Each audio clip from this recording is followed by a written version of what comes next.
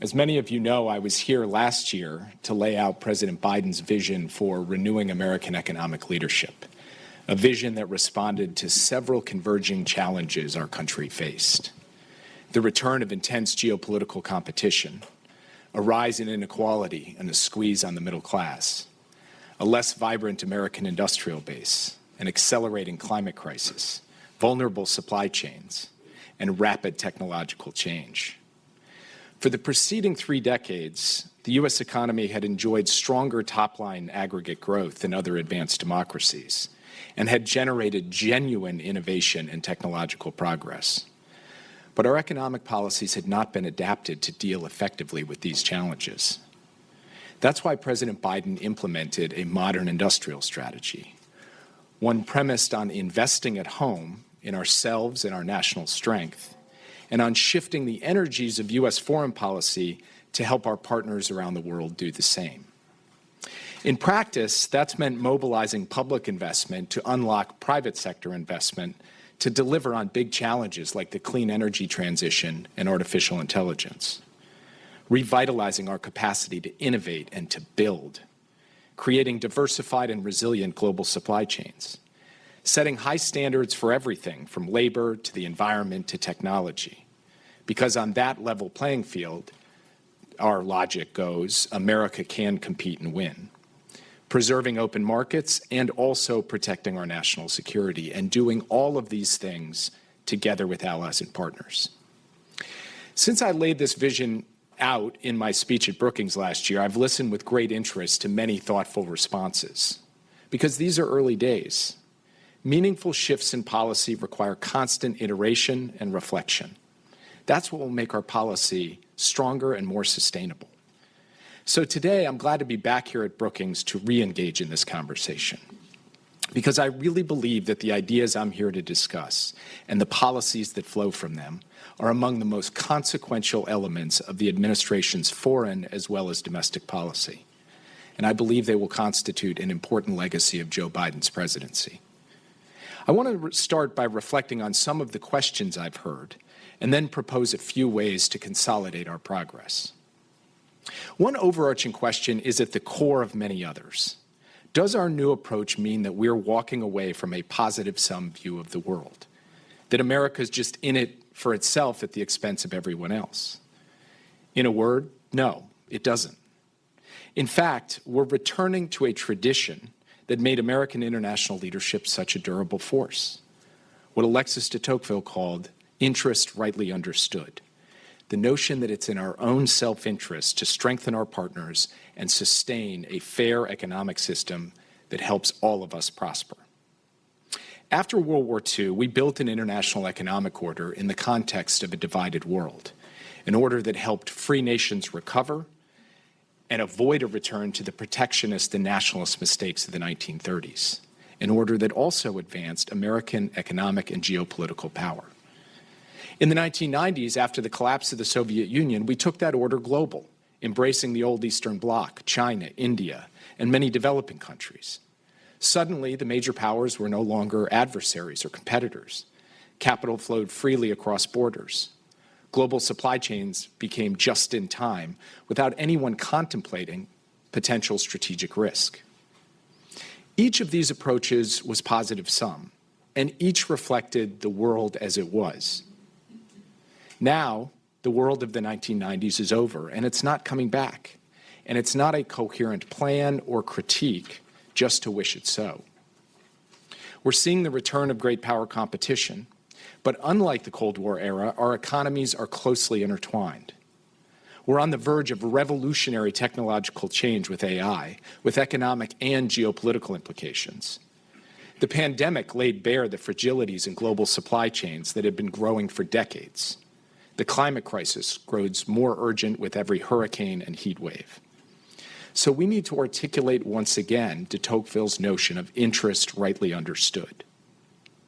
To us, that means pursuing a strategy that is fundamentally positive sum, calibrated to the geopolitical realities of today, and rooted in what is good for American workers, American communities, American businesses, and American national security and economic strength. We continue to believe deeply in the mutual benefits of international trade and investment, enhanced and enabled by bold public investment in key sectors, bounded in rare but essential cases by principled controls on key national security technologies, protected against harmful non-market practices, labor and environment abuses, and economic coercion, and critically coordinated with a broad range of partners. The challenges we face are not uniquely our own, and nor can we solve them alone. We want and need our partners to join us. And given the demand signal we hear back from them, we think that in the next decade, American leadership will be measured by our ability to help our partners pull off similar approaches and build alignment and complementarity across our policies and our investments. If we get that right, we can show that international economic integration is compatible with democracy and national sovereignty, and that is how we get out of Danny Roderick's trilemma. Now, what does that mean in practice? What does this kind of positive sum approach mean for trade policy? Are we walking away from trade as a core pillar of international economic policy? U.S. exports and imports have recovered from their dip during the pandemic, with the real value of U.S. trade well above 2019 levels in each of the last 2 years. We're also the largest outbound source of FDI in the world. So we are not walking away from international trade and investment. What we are doing is moving away from specific policies that frankly didn't contemplate the urgent challenges we face: the climate crisis, vulnerable, concentrated, critical mineral and semiconductor supply chains, persistent attacks on workers' rights.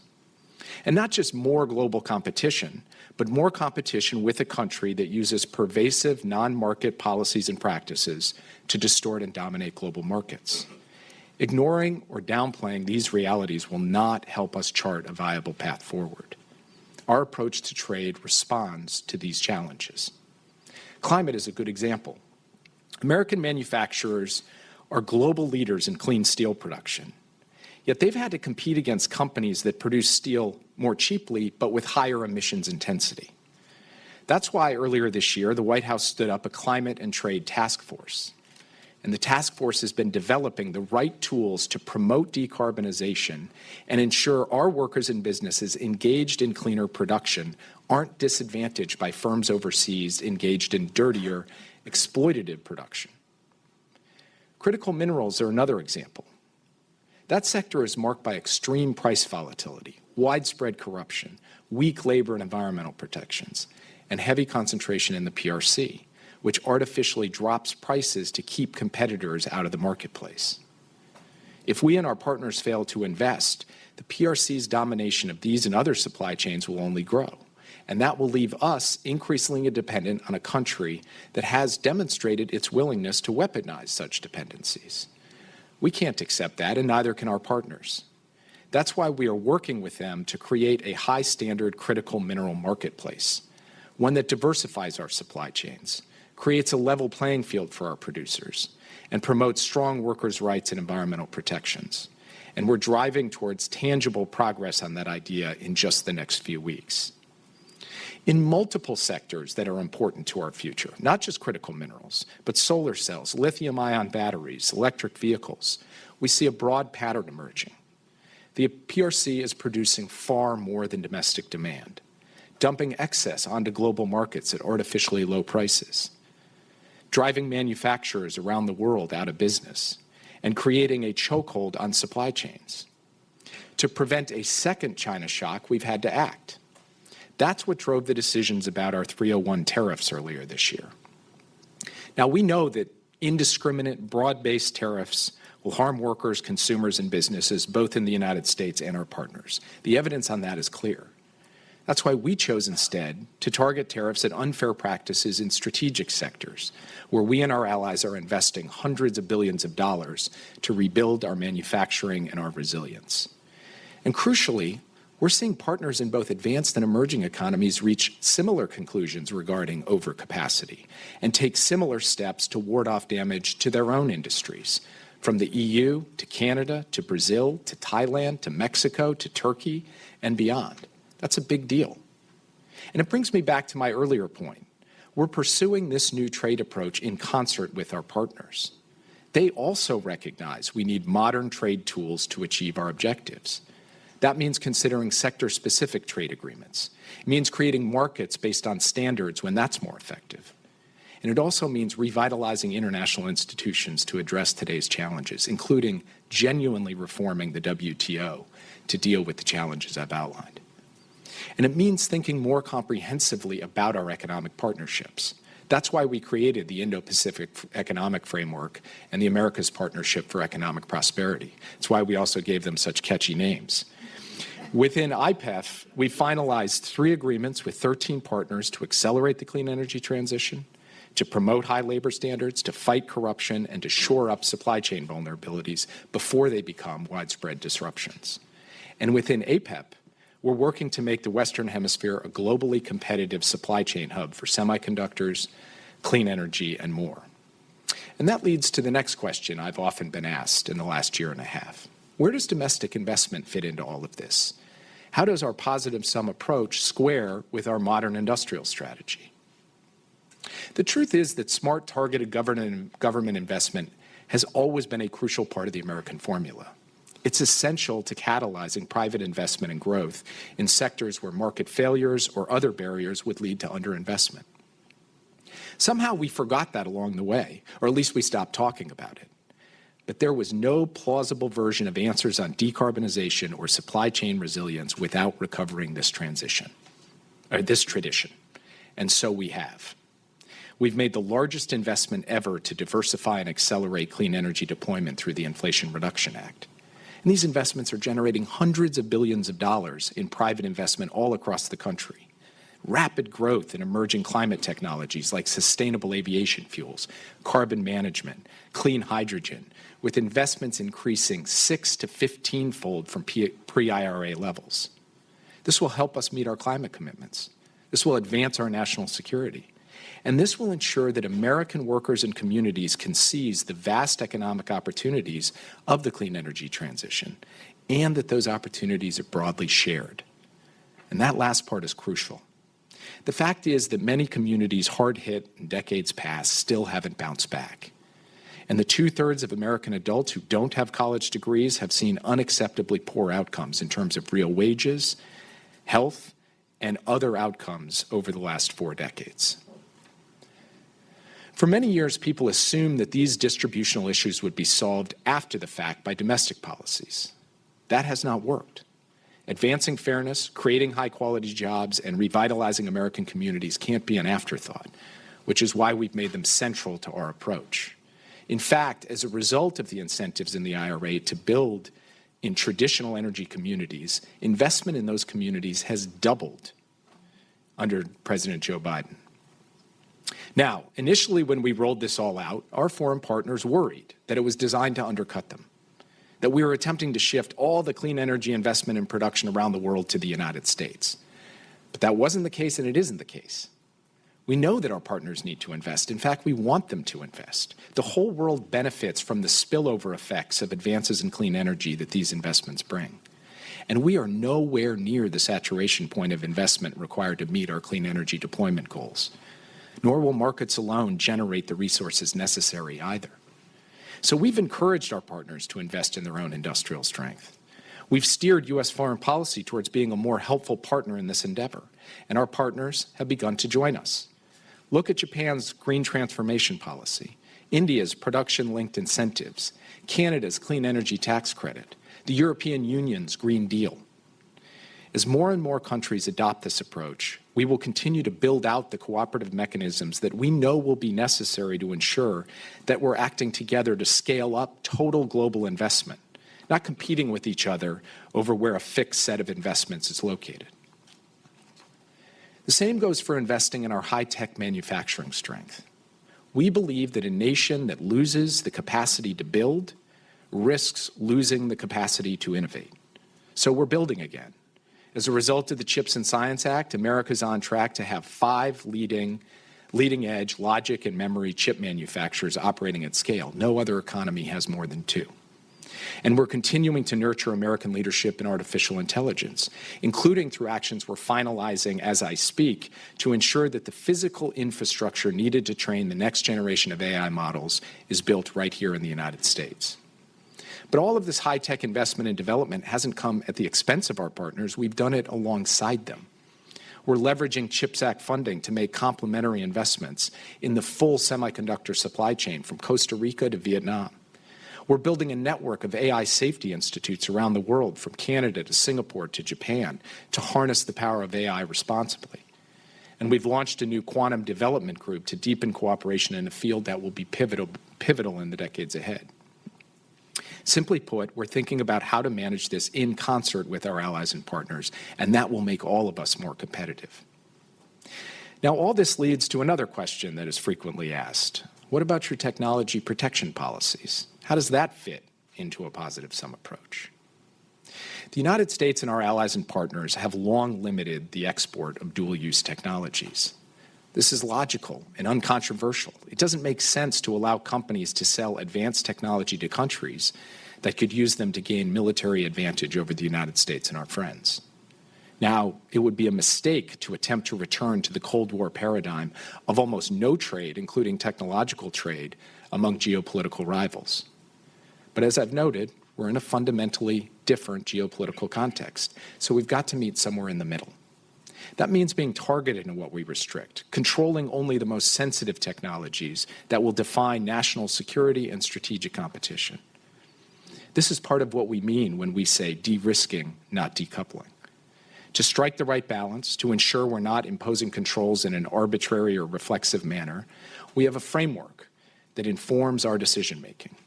We ask ourselves at least 4 questions. 1, which sensitive technologies are or will likely become foundational to U.S. national security? 2, across those sensitive technologies, where do we have distinct advantages and are likely to see maximal effort by our competitors to close the gap? Conversely, where are we behind and therefore most vulnerable to coercion? 3, to what extent do our competitors have immediate substitutes for U.S. sensitive technology, either through indigenous development or from third countries, that would undercut the controls? 4, what is the breadth and depth of the coalition we could plausibly build and sustain around a given control? When it comes to a narrow set of sensitive technologies, yes, the fence is high, as it should be.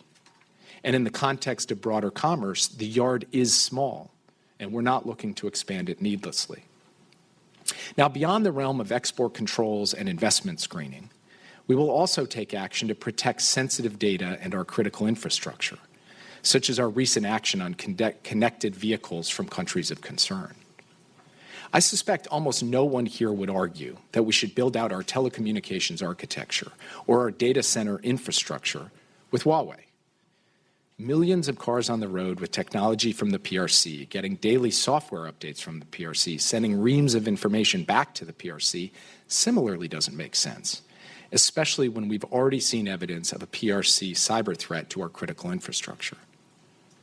We have to anticipate systemic cyber and data risks in ways that, frankly, we didn't in the past, including what that means for the future Internet of Things. And we have to take the thoughtful, targeted steps necessary in response. This leads to a final kind of fundamental question. Does this approach reflect some kind of pessimism about the United States and our inherent interests? Quite the contrary. It reflects an abiding and ambitious optimism.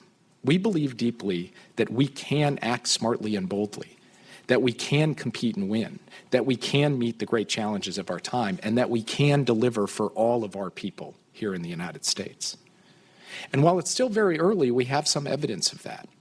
This includes the strongest post-pandemic recovery of any advanced economy in the world. There's more work to do, but inflation has come down. And contrary to the predictions that the PRC would overtake the U.S. in GDP either in this decade or the next, since President Biden took office, the United States has more than doubled our lead. And last year, the United States attracted more than 5 times more inbound foreign direct investment than the next highest country. We are once again demonstrating our capacity for resilience and reinvention. And others are noticing. The EU's Draghi report, published last month, mirrors key aspects of our strategy. Now, as we continue to implement this vision, we will need to stay rigorous. We will need, for example, to be bold enough to make the needed investments without veering into unproductive subsidies that crowd out the private sector or unduly compete with our partners. We're clear-eyed that our policies will involve choices and trade-offs. That's the nature of policy. But to paraphrase Sartre, not to choose is also a choice, and the trade-offs only get worse the longer we leave our challenges unchecked. Pointing out that it's challenging to strike the right balance is not an argument to be satisfied with the status quo. We have tried to start making real a new positive-sum vision, and we have tried to start proving out its value. But we still have our work cut out for us. So I'd actually like to end today with a few questions of my own, where our answers will determine our shared success. First, will we sustain the political will here at home to make the investments in our own national strength that will be required of us in the years ahead? Strategic investments like these need to be a bipartisan priority, and I have to believe that we'll rise to the occasion, that we won't needlessly give up America's position of economic and technological leadership because we can no longer generate the political consensus to invest in ourselves. There is more we can do now on a bipartisan basis. For example, Congress still hasn't appropriated the science part of CHIPS and Science, even while the PRC is increasing its science and technology budget by 10% year on year. Now, whether we're talking about investments in fundamental research or grants and loans for firms developing critical technologies, we also have to update our approach to risk. Some research paths are dead ends. Some startups won't survive. Our innovation base and our private sector are the envy of the world because they take risks. The art of managing risk for the sake of innovation is critical to successful geostrategic competition. So we need to nurture a national comfort with, to paraphrase FDR, bold and persistent experimentation. And when an investment falls short, as it will, we need to maintain our bipartisan will, dust ourselves off, and keep moving forward. To put it bluntly, our competitors hope we're not capable of that. We need to prove them wrong. We need to make patient, strategic investments in our capacity to compete. And we need to ensure fiscal sustainability in order to keep making those investments over the long term. Second question, will we allocate sufficient resources for investments that are needed globally? Last year here at Brookings, I talked about the need to go from billions to trillions in investment to help emerging and developing countries tackle modern challenges, including massively accelerating the speed and scale of the clean energy transition. We need a Marshall Plan-style effort, investing in partners around the world and supporting homegrown U.S. innovation in growing markets like storage, nuclear, and geothermal energy. Now, trillions may sound lofty and unachievable, but there is a very clear path to get there without requiring anywhere near that level of taxpayer dollars. And that path is renewed American leadership and investment in international institutions. For example, at the G20 this fall, we're spearheading an effort that calls for the international financial institutions, the major creditors in the private sector, to step up their relief for countries facing high debt service burdens so they too can invest in their future. Or consider the World Bank and the IMF. We've been leading the charge to make these institutions bigger and more effective, to fully utilize their balance sheets and be more responsive to the developing and emerging economies they serve. That has already unlocked hundreds of billions of dollars in new lending capacity at no cost to the United States. And we can generate further investment on the scale required with very modest U.S. public investments and legislative fixes. That depends on Congress taking action. For example, our administration requested $750 million from Congress to boost the World Bank's lending capacity by over $36 billion, which, if matched by our partners, could generate over $100 billion in new resources. This would allow the World Bank to deploy $200 for every $1 the taxpayers provide. We've asked Congress to approve investments in a new trust fund at the IMF to help developing countries build resilience and sustainability. Through a U.S. investment in the tens of millions, we could enable tens of billions in new IMF lending. And outside the World Bank and the IMF, we're asking Congress to increase funding for the Partnership for Global Infrastructure and Investment, which we launched at the G7 a couple of years ago. This partnership catalyzes and concentrates investment in key corridors, including Africa and Asia, to close the infrastructure gap in developing countries. It strengthens countries' economic growth. It strengthens America's supply chains and global trusted technology vendors. And it strengthens our partnerships in critical regions. The private sector has been enthusiastic. Together with them and our G7 partners, we've already mobilized tens of billions of dollars, and we can lever that up and scale that up in the years ahead with help on a bipartisan basis from the Congress. We need to focus on the big picture. Holding back small sums of money has the effect of pulling back large sums from the developing world, which also, by the way, effectively cedes the field to other countries like the PRC. There are low-cost, common-sense solutions on the table, steps that should not be the ceiling of our ambitions, but the floor. And we need Congress to provide us the authorities and the seed funding to take those steps now. Finally, will we empower our agencies and develop new muscle to meet this moment? Simply put, we need to ensure that we have the resources and the capabilities in the U.S. government to implement this economic vision over the long haul. This starts by significantly strengthening our bilateral tools, answering a critique that China has a checkbook and the U.S. has a checklist. Next year, the United States is going to face a critical test of whether our country is up to the task. The DFC, the Exim Bank, and AGOA, the African Growth and Opportunity Act, are all up for renewal by Congress.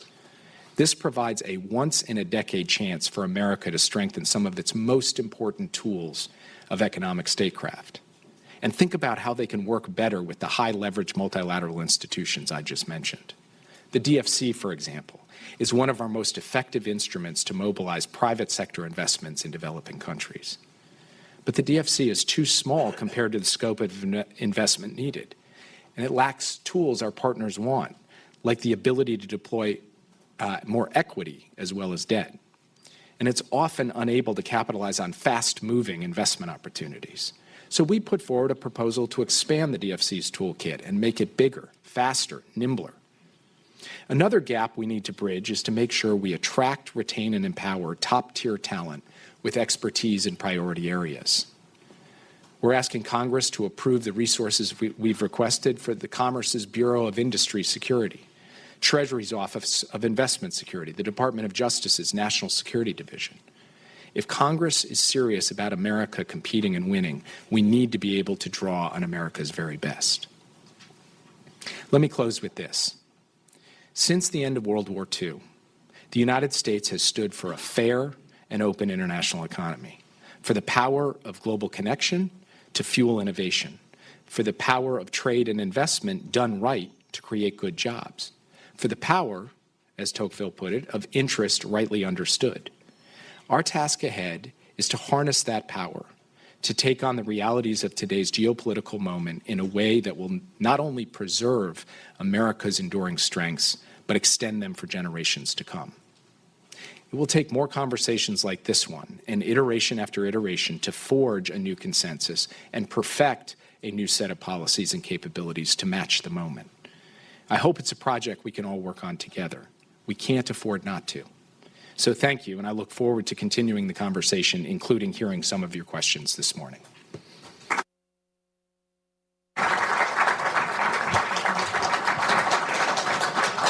Well, thank you very much for that, Jake. And it seemed to me fair that you posed all the questions and then answered them before I got the chance to ask any. Let me start. You mentioned at one point trade-offs, and you did mention the word consumers once. But there are costs to this. In order to have a more resilient supply chains, in order to have stronger national security, in order to maintain a technological lead over China, you are asking the American people to pay a cost. We will pay more for EVs. We will pay more for solar energy. We will lose some of the benefits that we get from the competition that comes from globalization. How do you weigh those costs? How do you weigh those trade-offs when you're deciding which policies to pursue? Well, first of all, any policy of any kind involves trade-offs because you can't just go to a corner solution. A corner solution would be, don't worry at all about national security. A corner solution would be, don't worry at all about consumers. We don't believe in that. We believe in worrying about both, and therefore, inherently, you're producing trade-offs. The sanity of a policy actually rests in the fact that it is grappling with trade-offs and tensions. And pointing that out is not an argument, well, let's just keep doing what we were doing before. That's kind of one of the points I was making in the speech. Now, as I also said, we believe that just broad-based indiscriminate tariffs do harm consumers. They harm businesses, they harm productivity, and we aren't for those. So the way we think about it is, where are the strategic sectors where actually revitalizing American manufacturing and innovation capacity will have long-term benefits that go beyond just the growth of those industries, but will deliver actual benefits to actual communities and actual humans across the United States. And that's what's behind the IRA. That's behind the targeted steps we took on the 301 tariffs earlier this year. And that's behind the kind of approach that we are trying to put forward. It is fundamentally with the American worker, working family, middle-class family in mind that we are trying to take these steps. And that family cares about affordability, they care about their security and safety, they care about having good-paying jobs and vibrant communities, and they care also about going through an effective clean energy transition and meeting the moment on the climate crisis. To do all of that means trying to design a policy that can be honest and transparent about the approach and the trade-offs, and then try to balance them effectively in a way that delivers on the kind of ambition that I've laid out in this speech. You described the imperative to have tariffs strategically employed, yet the administration maintained all of the Trump tariffs, including those on things like clothing and toys from China. Wouldn't it have been a good symbolic gesture to lift those to show that you're really being strategic on tariffs and not just punitive? Well, look, since we're less than 2 weeks out from an election, I want to be very careful not to get into a debate that ends up having any kind of political overtone. I want to keep this conversation at a high level, so maybe you can bring me back in a few weeks and we can have a deeper discussion about the trade policy we're pursuing versus the trade policy of the previous administration. But the key thing from our perspective is the step we took. What did our 301 tariff approach look like when the president authorized it and it was rolled out a few weeks ago? And it had a core logic to it that was very much targeted at a specific set of high-impact industries in which we are investing substantially, in electric vehicles and semiconductors and other areas. So from our perspective, that is the right model, the right way to go forward, and that is the stamp that the Biden administration has put on the question of how to deploy tariffs in a smart and strategic way. And by the way, if you look at the European Union, you look at other countries that I listed in my speech across multiple continents, they are taking a similar approach because they too recognize the fundamental threat to their industries, their vitality from the kind of overcapacity that we've seen from the PRC in these key sectors. So one thing that you sort of described in rather broad terms was the need for more public investment in the United States beyond what we've done in the IRA and the CHIPS and Science Act. And it sounded like you think that you talked about the need for risk-taking, and which we think the private sector in the U.S. is pretty good at, maybe sometimes takes too many risks. But are you thinking that the U.S. government needs to have some way to invest, say like Temasek or Mubadala, in order to protect our key industries and invest in things that the private sector is underinvesting in? Well, we are discussing what additional tools and authorities the U.S. government could have for certain critical strategic investments, whether it's, for example, if we were in a real pinch and we needed to acquire critical minerals for a national security purpose, just to provide one example. Now, this is a complex question. We are working through some formulas and some thinking on that involves a broad-based interagency conversation, and you can imagine there are multiple different perspectives for how to do it. But there is a broad consensus that the United States, from the perspective of thinking about its access to key inputs on a global basis for our national security, that there are additional tools and authorities we could use to be able to accomplish that. But that's not centrally what I meant when I was describing the appetite for risk-taking. What I meant was that we have a long history of investing in scientific researchers at universities and think tanks around the country. Sometimes those investments bring about Nobel Prizes. In fact, the major science Nobel Prizes this year that were just awarded were to people who had gotten grants from our National Science Foundation.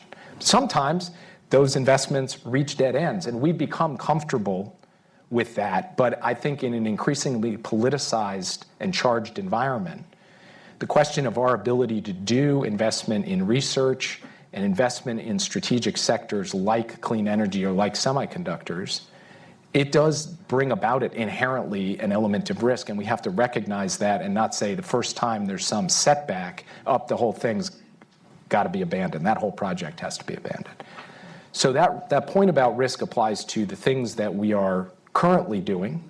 It also would apply in the case of additional capacity to make strategic investments, which is something that we're looking at but not prepared to kind of roll out a full plan on because it's still the subject of intense conversation within the government. But what's the problem you're trying to solve?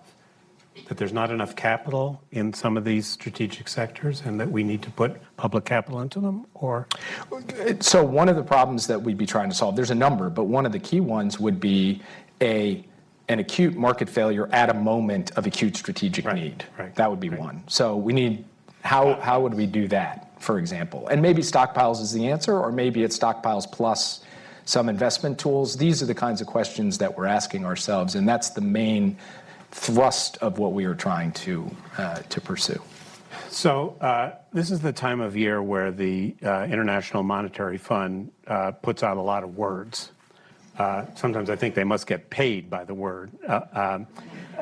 And there's a tone to what they're saying that is, I think, comes in two different pieces. One is Pierre-Olivier Gourinchas said in his statement on the World Economic Outlook that, I'm sure you'll agree with this, that where industrial and trade policy measures can sometimes boost investment and activity in the short run, they often lead to retaliation and fail to deliver sustained improvements in standards of living.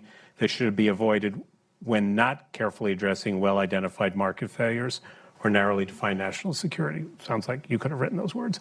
But they also warn that somehow we're moving to a world in which the world economy is increasingly fragmented.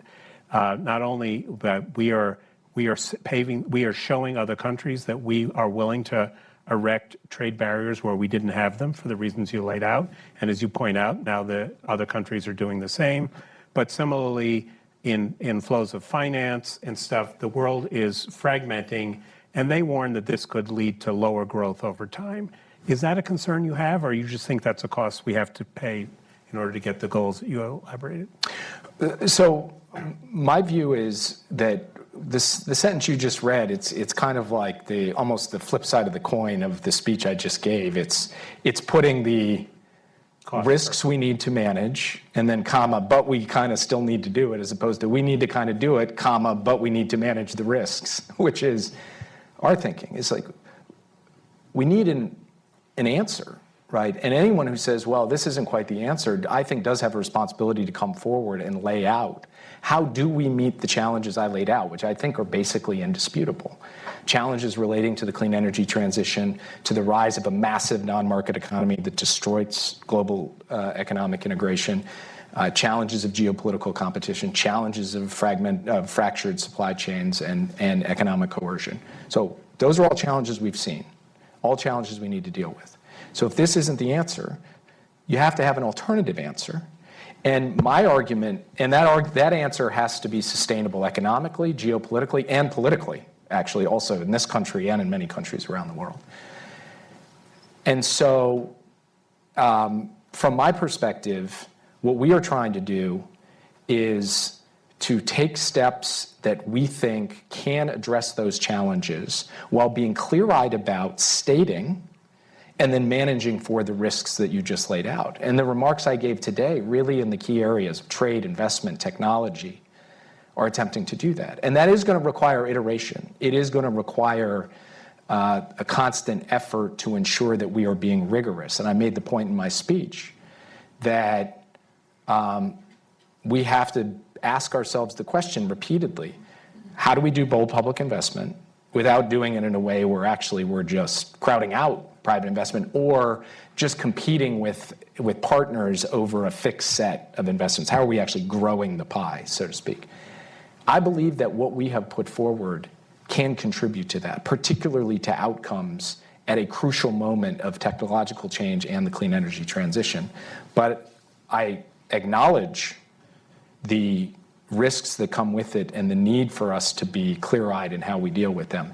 Just the argument I would make is people pose these questions, and in posing these questions, I think they also need to develop an answer that says, if not this, then X.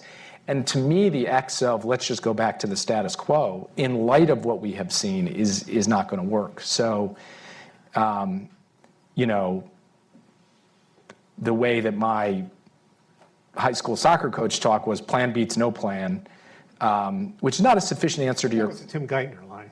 To your question. Oh, maybe Tim Geithner was my high school soccer coach. I'm just kidding. He was. So that's not a sufficient answer to your question, but I think it's an important part of this ongoing conversation. All right, let me ask one more question before I turn to the audience. So let's look ahead, say, 5 years, and I have a very clear idea of the American economy that you imagine if this works. You know, broadly shared prosperity, we have strong innovation, we are moving towards a clean energy transition.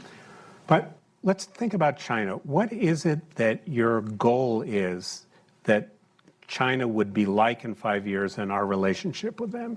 Is it that they're walled off and they're doing their own thing and we're protected from them? Is it that they've changed their approach, which seems unlikely to me? Yeah. What's your... I mean, one thing we have been very explicit about, and I have said this repeatedly, I've written this repeatedly, previous efforts to build a China policy on changing China have not succeeded, will, in my view, not succeed. So what we need to do is take the PRC as it is and design a policy consistent with our interests, our values, and the interests and values of our allies and partners. What does that mean? Under a broad tagline, which is we are not for decoupling with China, we are for de-risking, there are really three core components to it. First, we need to make the investments in ourselves so that we have not outsourced all of our high-value manufacturing capability to any other country, but especially a competitor like China. Second, we need to diversify and make resilient supply chains so that no country, and particularly China, can hold us hostage on critical supply chains. And third, we need to protect advanced technologies through the small yard high fence. Those are the things we want to do. Beyond that, we want to sustain a broad-based economic relationship with China as with other countries, but we want that to be based on a level playing field where if China does not play by the rules, which they often have not, we are responding with things like these targeted 301 tariffs and doing so in concert with allies and partners. That is what we are looking for. So it is not an extreme vision of decoupling, which some had put forward, but it is also not the approach that was in place, call it a decade or 20 years ago. It is, as I said sort of in my speech, an effort to be clear about exactly what we're trying to accomplish and then to effectuate policies to accomplish that set of things while sustaining a substantial economic relationship, which the data, even through everything that we have done, would show still exists between the U.S. and China. Are you convinced that our Asian allies, China, South Korea, Singapore, Vietnam, are as committed to that vision as you are? Every country takes its own approach. Every country has a different perspective. Every country has different priorities. And frankly, different countries have different perceptions of their own leverage and vulnerability. So no one is just going to, sing the exact same words in the exact same tone off the exact same song sheet. But I do believe that there is growing convergence and alignment. First among the G7, and if you look at the Hiroshima G7 statement from May of 2023, it says we all have our own approaches to China, but we agree on some basic fundamentals. And those fundamentals are a more articulate version of what I just laid out. And increasingly other countries, whether it's India or Vietnam or others, are recognizing the challenge posed by the direction of PRC economic policy and are trying to adjust accordingly. And we are trying to align our approach with as many countries as possible, not to create some giant economic confrontation, but to create a more fair, durable, and resilient global economy. Okay, I'm going to take questions in, say, pairs. We have mics, so wait for a mic. Let me start over here with Julia Coronado. And if you could say who you are and try to make it a question and not a speech. Jake already made a long speech. Julia. So I have a kind of specific question. Julia Coronado. Julia Coronado, Macro Policy Perspectives.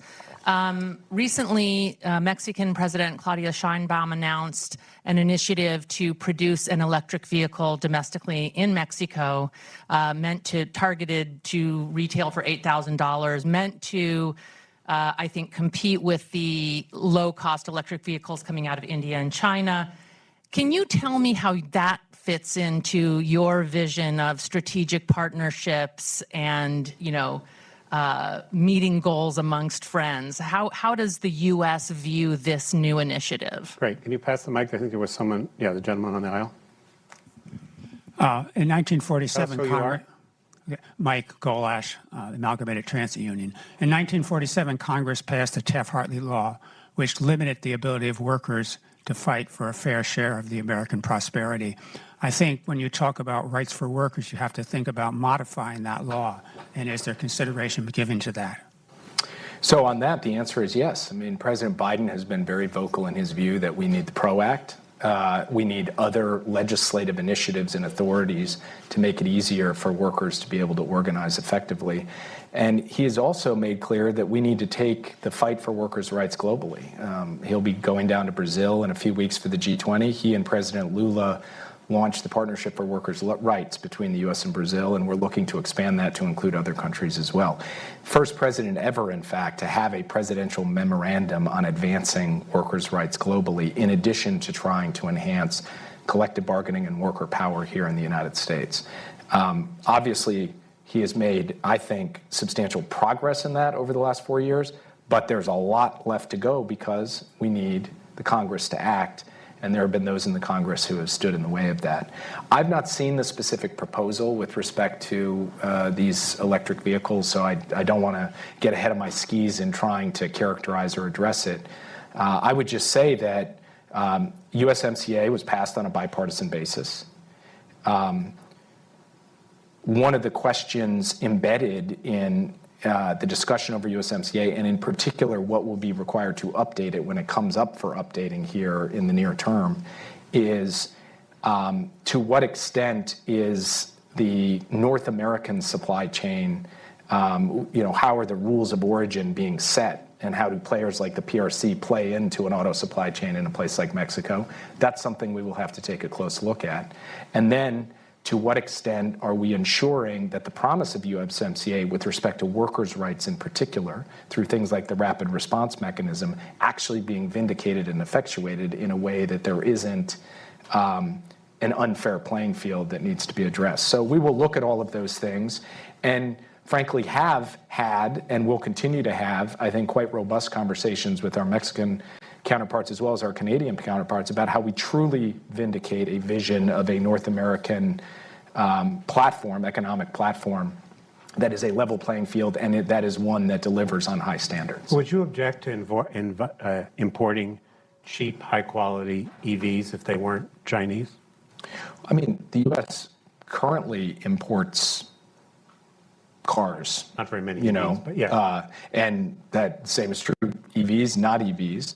What I want to make sure that we do is that we have a competitive industry in the United States that I think has huge positive effects. Did I use the... Keep talking. Sorry. Okay. But I'm not looking to wall the United States entirely off. I just want to make sure that, yeah. Let's take a couple over here. Tristan, there's a gentleman with a notebook. And then there's one guy behind him. Your Excellency, hi, my name is Alan Jung, an undergraduate student at Georgetown. In my sophomore year at my alma mater in 2022, I had the honor of sharing concerns from South Korea with you at your event, particularly regarding how the EV subsidies of the Inflation Reduction Act might marginalize U.S. allies. Now, as a college senior, I stand before you during a critical election. Should the persistent sense of skepticism toward America among U.S. allies and partners be a concern to the United States? Can the Biden-Harris administration assure the U.S. allies and partners and stand out to be capable of preserving the free and open Indo-Pacific? Thank you. Thanks. The gentleman behind you. Hi, Brett Fortnum from Inside U.S. Trade. The Biden administration has been successful in getting many of its allies on board with certain technology controls, but my understanding is there is a concern among allies about the most aggressive controls and trying to get allies on board with that. What is your message to U.S. allies when it comes to those most aggressive controls to try to get them on board? I'm not sure what you're referring to by most aggressive controls. I would say that this is a give and take. It's an extended dialogue that we've had with a widening group of allies and partners who play in the highest end dual-use technology supply chain with national security implications. And we take this in steps. We diagnose the threat. We then look at what the trade-offs are in imposing a certain control to deal with that threat. And we walk through the 4 questions that I laid out in my remarks. And that has been an extremely constructive set of dialogues with allies and partners. Does it mean we agree on everything? Not necessarily.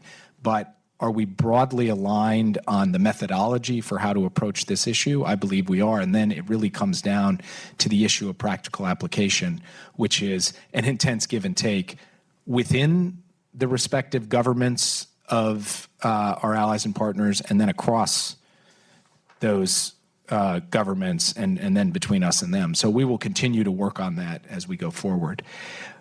Look, my message to my allies and partners, I can't really say to our allies and partners, I can't really say much more than what I said in my speech. What I do believe very much is that the volume of concern, even in some cases alarm about elements of the IRA when it came out, after the work that we have done now for 2 years to align efforts, to explain what it is and what it is not, has put us in a markedly better position with our allies and partners, and has also led many of our allies and partners to say, hey, we get what the United States is doing. We want to do something along those lines. And frankly, we'd like the U.S.'s help in doing that. And our answer to that is yes. That is part of what we're trying to do in aligning and energizing our foreign policy, is to create not just a sense of ambition in the investment here in the United States, but in our allies and partners too, because we believe that that is in our interest. Thanks. Antoine here.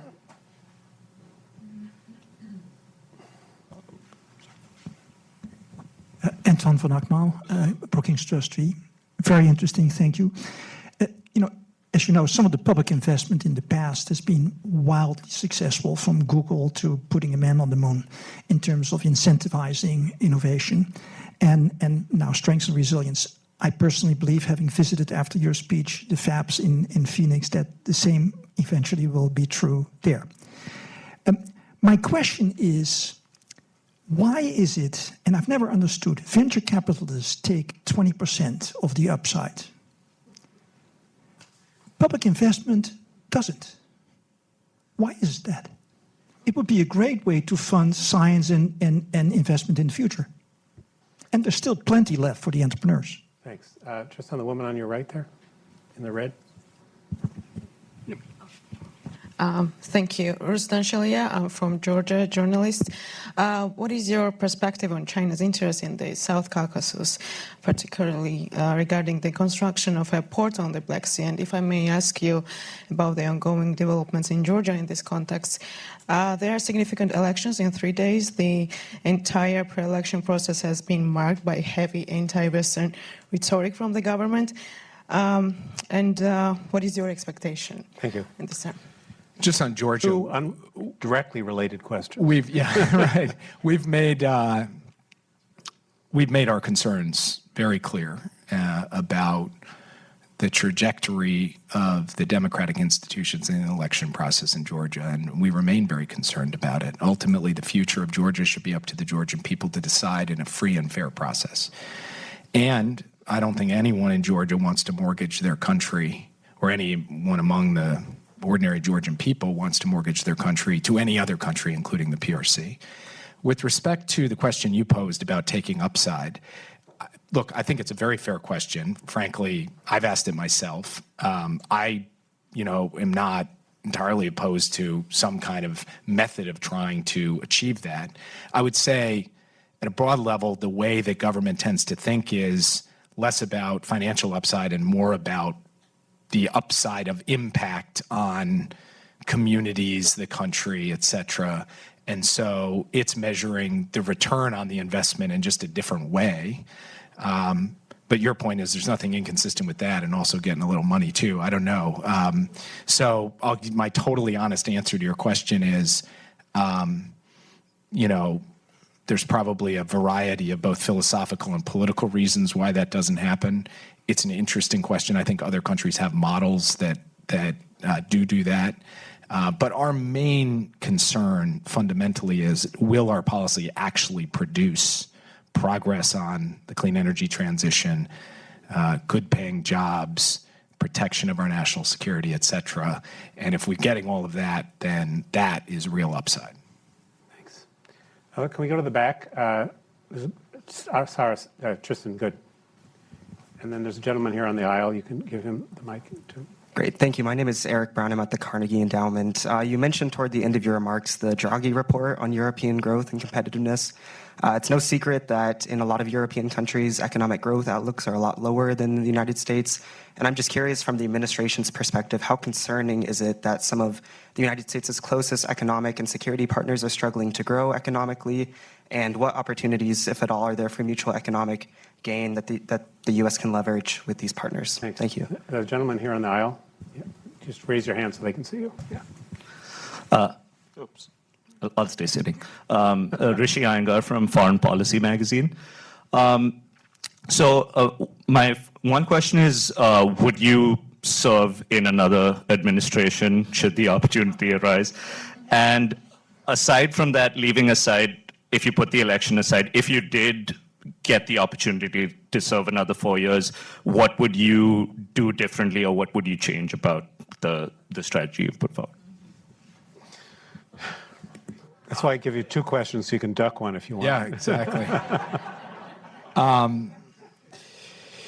So the president was just in Germany seeing the chancellor and also meeting with the prime minister of the UK and the president of France. And, they were mainly focused on Ukraine and the Middle East, but also had the opportunity to just talk about a collective, bold, ambitious vision for advanced democracies, close allies, to all be seizing the benefits and opportunities of the clean energy transition, the artificial intelligence revolution, and delivering for people. And so we do believe it is a profound national security and economic priority of the United States that Europe be strong, vital, vibrant, and growing.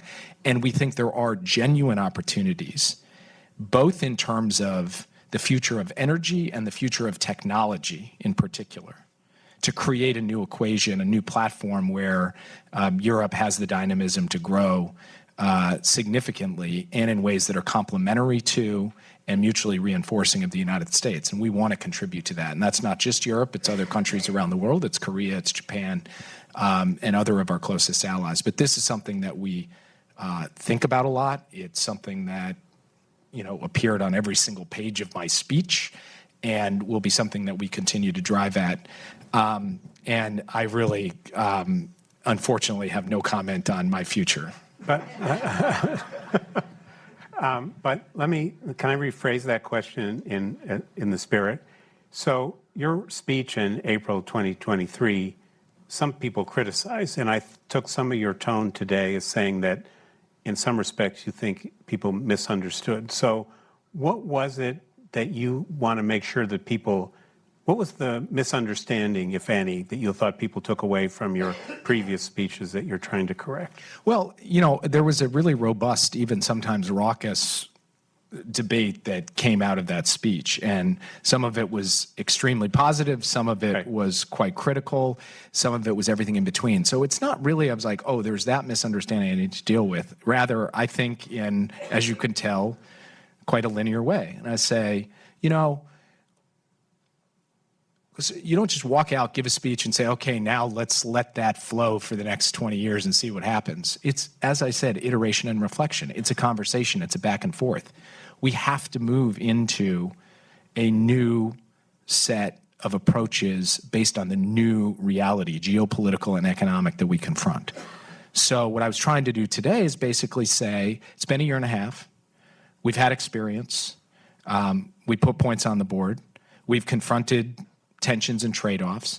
And I've heard this conversation continue, not just here in the United States, but globally. Let me come back and add my next iteration of the conversation. So I'm not trying to respond to a particular criticism or clarify a particular misunderstanding. I'm trying to say, this is good government. This is what we should do to make policy better. Is come, put this out, now hear what people have to say to that, come again, put it out, keep doing that. If that's how we iterate our way to something sustainable and strong over time, that would be great. Probably the thing I'd most like to leave people with is the status quo is not a sufficient answer. And moving from the status quo to something new is uncomfortable and does require this kind of sharpening over time, which I'm committed to doing in whatever capacity I have, whether it's in government or out of government. Thanks. I'll take a couple more. There's a couple gentlemen in the back there. Tristan is standing up. I think people who stand ought to get a shot. Thank you very much. My name is Donghui Yu with China Review News Agency of Hong Kong. I have a question regarding Chinese economy. So right now in this town, many people are talking about the collapsing Chinese economy. And some people said China's power has peaked. I'm wondering how would you evaluate the Chinese economy situation now? And are you concerned that the U.S.-China decoupling may go further if Mr. Trump comes back? And do you believe the small yard, high fence strategy will be sustainable in the future? Thank you. Pass the mic to the guy. Yeah. Thank you for being here, Mr. Sullivan. Gavin Bade with Politico. You spoke to the need to have international partners, both allies and the broader developing world, sign on to this new economic world order, as you've put it. Ostensibly, they would have both economic and geopolitical considerations to take into account when they sign on to them. And ostensibly, one of those geopolitical considerations today would be the situation in the Middle East, the war in Gaza, and the U.S.'s support for the Israeli military action there. I wonder if that ever comes into play when you're trying to encourage economic partnerships and build this new economic world order. And if it does that point to a contradiction between U.S. international economic policy and U.S. military policy in the Middle East? Thank you. So on the first question, I get asked this from time to time, and I try to straightforwardly dodge the question. And the reason is because people with deep economic expertise on China, including Chinese economic experts and also economic experts from around the world, have very different diagnoses of where the Chinese economy is and where it's going. Very different. My job is not to predict that. My job is rather to set a policy, based on any number of possible outcomes, and to recognize that from the U.S. perspective, on the one hand, there will be an intense and sustained competition between the U.S. and China. But on the other hand, neither the U.S. nor China is going anywhere, and we're going to have to learn to live alongside one another as major powers. This is a point we have made repeatedly. So I'm just straightforwardly going to say I cannot answer the question for you where exactly wither the Chinese economy. Rather, I need to help us design a policy that can take account of any of a number of possible pathways that could happen. And by the way, a lot of that will depend on policy choices made in Beijing that I'm not in a position to dictate, and in some cases not in a great position to even predict.